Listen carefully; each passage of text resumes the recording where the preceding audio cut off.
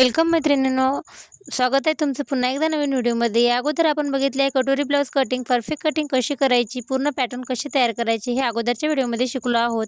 तर कटिंगचा व्हिडिओ बघितला नसेल तर एकदा चॅनलला व्हिजिट करून पूर्ण व्हिडिओ नक्की बघा।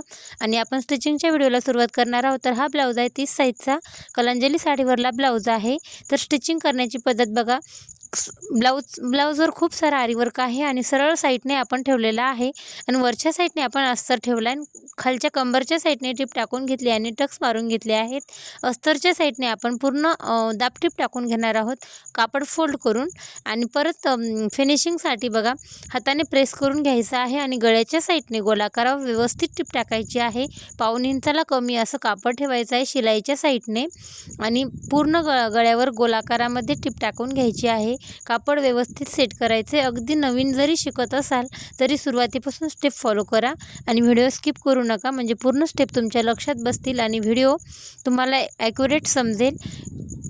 परफेक्ट पद्धतीने मी तुम्हाला समजेल असं पुढच्या स्टेपसुद्धा समजून सांगितलेले आहेत। व्हिडिओ स्किप न करता जर पूर्ण व्हिडिओ बघितला तर एक एक स्टेप तुमच्या लक्षात बसेल आणि अगदी सहज घरी बसून तुम्ही ब्लाऊज शिवू शकता।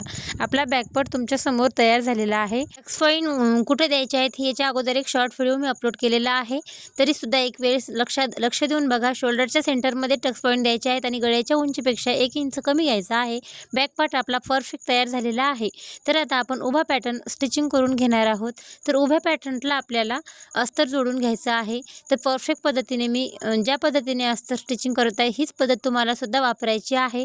तुम्ही नवीन जरी शिकत असाल, अगदी नवीन शिकत असाल, खूप कमी दिवस जरी तुम्हाला झाले असतील क्लास जॉईन करायला, तरीसुद्धा तुम्ही परफेक्ट पद्धतीने ब्लाऊज शिवू शकता। दाखवल्याप्रमाणे अस्तर स्टिचिंग करून घ्या। व्हिडिओला लाईक करायला विसरू नका आणि चॅनलवर जर नवीन असाल मैत्रिणी तर चॅनलला सबस्क्राईब करा आणि बेल आयकॉन क्लिक करा, म्हणजेच नवीन तयार झालेला व्हिडिओ सर्वात अगोदर नोटिफिकेशन तुम्हाला येईल आणि तुम्हाला ब्लाऊज काम शिकण्यात मदत होईल। कटोरी जोडता वेळेस गळ्याच्या टोकाला टोक ठेवून आपल्याला पाऊण इंच शिलाईमध्ये कापड घालायचं आहे कटोरीचं आणि व्यवस्थित गोलाकार येईल अशा पद्धतीने जोडायचे आहे।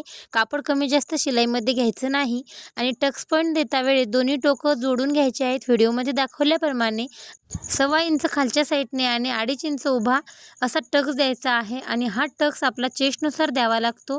30 साईजला खालच्या साईडने 1.25 इंच उभा 2.5 इंच, 32 साईजला 1.5 इंच उभा 2.5 इंच असा टक्स द्यायचा आहे। तर तुम्ही चेस्टनुसार टक्स देऊ शकता। तर बघा फिनिशिंगमध्ये आपण कटोरी अशी जोडून घेतली आहे। गळ्याचा आकार कोरून गोलाकार करायचा आहे। ब्लाऊजला परफेक्ट फिनिशिंग आणायची आहे। क्रॉसपट्टी जोडता वेळेस क्रॉसपट्टीचा जो टोक असतो तो समोरच्या साईडने पाऊण इंच ठेवायचा आहे। टक्स दिलेला कटिंग करून घ्यायचा आहे। अर्ध्या इंचावरच आपल्याला तिन्ही पदर व्यवस्थित जोडून घ्यायचे आहेत। बघा फिनिशिंगमध्ये पूर्ण ब्लाऊज मी तुमच्या समोर स्टिचिंग करत आहे। एकही स्टेप जर तुम्ही स्किप केली नाही तर अगदी तुम्ही सहज ब्लाऊज शिवू शकता आणि क्लास करायला तुम्हाला कुठेही जाण्याची गरज नाही। घरी बसून तुम्ही ब्लाऊज शिवू शकता। फक्त स्टेप पूर्ण फॉलो करायचे आहेत आणि स्किप न करता बघायचं आहे।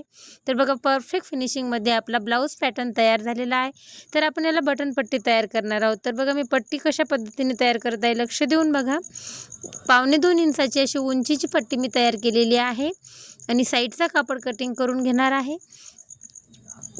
ब्लाऊजच्या आतल्या साईडने पट्टी फोल्ड करून आपल्याला पाऊण इंचावर टिप टाकायची आहे आणि वरच्या साईडने पट्टी फोल्ड करायची आहे आणि सेंटरमध्ये टिप टाकायची आहे।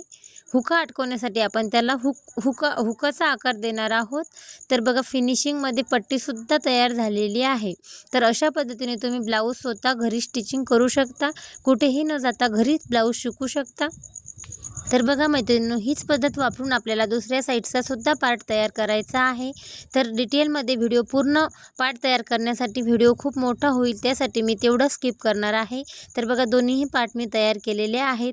ज्याच पद्धतीने मी तुम्हाला हा पार्ट समजून सांगितला त्याच पद्धतीने तो सुद्धा जोडायचा आहे। बाही जोडण्यासाठी बघा काय करायचं आहे, आरी वर्कचा सेंटर पॉईंट काढायचा आहे। बाही व्यवस्थित सेट करायची आहे आणि दंड घेरावर आपल्याला टिप टाकून घ्यायची आहे। परफेक्ट पद्धतीने शिलाईचं मार्जिन मागं पुढं होऊ द्यायचं नाही। साईडचा कापड कटिंग करायचा आहे आणि दंड घेरावर टिप टाकायची नाही। मोंढ्यावर आपल्याला गोलाकारावरच टिप टाकायची आहे। ही फिनिशिंगसाठी खूप महत्त्वाचं आहे। बघा खूप सुंदर पद्धतीने बाही स्टिचिंग झालेली आहे। हीच पद्धत वापरून आपल्याला दुसऱ्या साईडची सुद्धा बाही जोडून घ्यायची आहे। दोन्ही बाह्या मी तुमच्या समोर जोडलेल्या आहेत। तर बॅक पार्ट आपला तयार आहे, दोन्ही पॅटर्न तयार आहेत आणि स्लीव्हसुद्धा। तर शोल्डर जोडायचे आहे। शोल्डर जोडता वेळेस एक महत्त्वाची गोष्ट लक्षात घ्यावा, गळ्याच्या साईडने आपल्याला 1/4 इंच आणि मोंढ्याच्या साईडने आपल्याला अर्धा इंच अशा क्रॉसच्याच पद्धतीने आपल्याला शोल्डर जोडायचे आहे। कारण का ते अशा पद्धतीने शोल्डर जोडलं तर आपला शोल्डर उतरत नाही, महत्त्वाची गोष्ट।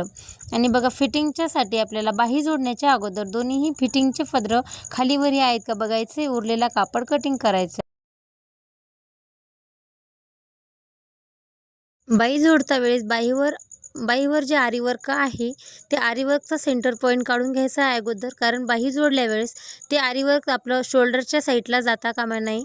ते शोल्डरच्या साईडला गेल्यावर ब्लाऊजची फिनिशिंग आपली बिघडते। अगोदर बाही जोडून घ्यायची आहे आणि नंतरच बाही जोडायची आहे, म्हणजे एका साईडला ते वर्क जाणार नाही। बरोबर सेंटरवर ते जे फूल आहे आरीवर्कचं आलेलं ते सेंटरवर येण्यासाठी आपल्याला दोन्हीही बाह्या जोडता वेळेस अगोदर मोजून घ्यायच्या आहेत आणि परफेक्ट नंतरच स्टिचिंग करायच्या आहेत। म्हणजेच आपला ब्लाऊजचा फिनिशिंगचा लुक जो आहे तो कायम राहील आणि ब्लाऊज आपला चुकणार नाही। तर बघा अशा सोप्या पद्धतीत मी ब्लाऊज तुमच्यासमोर स्टिचिंग केला आहे। खूप सोपं आहे, फक्त प्रॅक्टिस करावी लागणार आहे तुम्हाला। तर आता पायपिंग आपण घेणार आहोत। तर पायपिंगसाठी आपल्याला तिरप्या पट्ट्या घ्यायच्या आहेत। पट्ट्याचं जर पायपिंग केला तर खूप सुंदर अशी फिनिशिंग पायपिंगला येते। तर त्रिकोणमध्ये मी पूर्ण पट्ट्या कटिंग करणार आहे।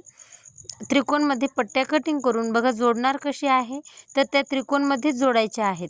कारण पायपिंगला पिळण्यासाठी म्हणजे त्याला गोठासारखा आकार येण्यासाठी तिरकस पट्ट्या महत्त्वाच्या असतात आणि तिरकस आकारातच कटिंग करून त्या जोडाव्या लागतात, तेव्हाच परफेक्ट पायपिंग येतो। अशा पद्धतीने जर तुम्ही पायपिंग केला तर तुम्ही नवीन जरी असाल आणि तरीसुद्धा अगदी सहज तुम्ही पायपिंग करू शकता। फक्त काय करायचं आहे, व्हिडिओ स्किप न करता जर बघितला तरच तुम्हाला सर्व व्हिडिओ सोपा जाणार आहे आणि पूर्ण ब्लाऊज स्टिचिंग समजणार आहे। तर एक एक स्टेप तुम्ही जर स्किप केली तर सुरुवातीपासून तुम्हाला व्हिडिओ समजणार नाही। आणि अजून चॅनलला सबस्क्राईब करेल नसेल तर चॅनलला सबस्क्राईब करा आणि व्हिडिओला लाईक करा, म्हणजे हा अजून 4 मैत्रिणी समोर शिकू शकतात। तर पायपिंग जोडणार आहोत, तर बघा जे आपण तिरप्या आकाराची तयार केलेली पट्टी आहे ती व्यवस्थित गळ्यावर एक समान अंतरावर आपल्याला जोडून घ्यायची आहे।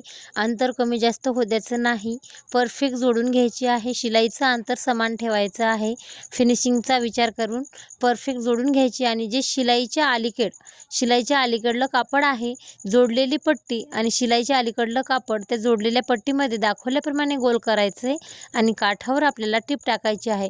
खूप सुंदर असा परफेक्ट पायपिंग येतो, तुम्ही बघसाल बघा, एकदा नक्की ट्राय करा, खरंच खूप छान पायपिंग बसतो आणि सहज सोपं आहे। तर अशा पद्धतीने मी तिरप्या आकाराच्या पट्ट्या तयार करून पायपिंग तयार केलेला आहे। काहीही करायची गरज नाही, फक्त त्या पट्टीमध्ये आपल्याला ते कापड आहे शिलाईच्या अलीकडलं आतमध्ये गोल करायचे आणि वरून आपल्याला दाबटीप टाकून घ्यायची आहे। आणि हुक अटकवण्यासाठी आपण आता हुक घर करून घेणार आहोत।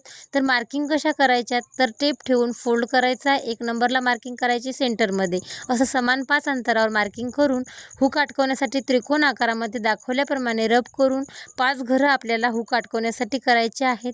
खूप फिनिशिंगमध्ये घर येतात।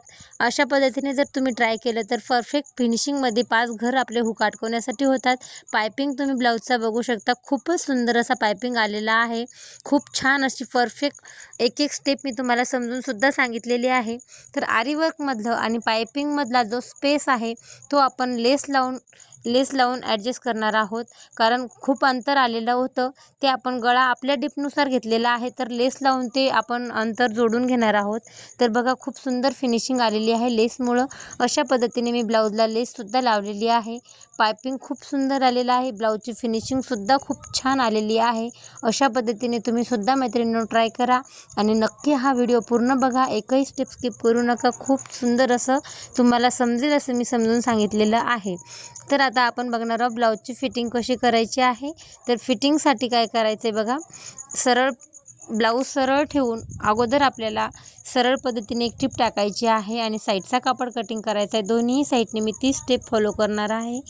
अगोदर आपण काठावरून कोणतेही माप न घेता फक्त टिपच टाकून घेणार आहोत आणि नंतर ब्लाऊज उलटा करून मापे टाकून बघा परफेक्ट असा ब्लाऊज उलटा करून ठेवलेला आहे। आता सहज मापे आपली जी मापे ब्लाऊजची आहेत, दंडघेर आपला 5.5 इंच आहे आणि चेस्ट आपली 7.5 इंच आहे। तर 1 इंच आपला हुग्गर सोडून ठेवायचं आहे, 7.5 इंचावर मार्किंग करायची आणि कंबर आपली 6.5 इंच आहे आणि त्यामध्ये 1 इंच ॲड करून 7.5 इंचावर कंबरची मार्किंग करून सरळ टीप टाकायची आहे। फिटिंगची टीप तुम्ही बघू शकता एकदम सरळ आलेली आहे, कुठेही क्रॉस आपली टीप गेलेली नाही। दोन्ही साईडने हीच पद्धत वापरायची आहे। परफेक्ट ब्लाऊज झालेला आहे। या ब्लाऊजच्या कटिंगचा व्हिडिओ तुम्ही जर बघितला नसेल तर चॅनलवर आपण अपलोड केलेला आहे, नक्कीच एकदा चॅनलला व्हिजिट करून अगोदर अपलोड केलेला कटिंगचा व्हिडिओ बघा आणि हा स्टिचिंगचा व्हिडिओसुद्धा रिपीट बघा, म्हणजेच नक्कीच तुमच्या सर्व स्टेप लक्षात बसतील। खूप सुंदर ब्लाऊज तुम्ही सहज घरी बसून शिकू शकता, कुठेही जाण्याची गरज नाही।